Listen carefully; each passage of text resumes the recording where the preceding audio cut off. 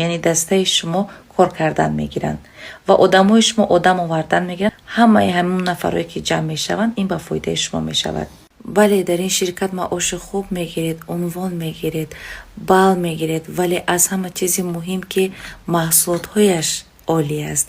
من همیشه درباره محصولات های خوبی کریه میگویم و استفاده میبرم و یکی از محصولات بهترین این شرکت خیموخیم است که زنانی که به ظهوریات هستند، زنانی که فرزنددار نمیشوند هستند، زنانی که 7 سال 10 سال 13 سال فرزند نداشتن با واسطه محصولات خیموخیم صاحب فرزند شدن. خیموخیم لیمفای خون تازه میکند. وقتی لیمفای خون تازه شد ایمونیته میبردارد و همین چیز سبب شد و همون زنان حامله دار شدن و وقتی که ایمونیته بلند شد بسیاری کسلی ها از بدن دور می شود. محصولات های این شرکت برای تبابت بیماری های گوناگون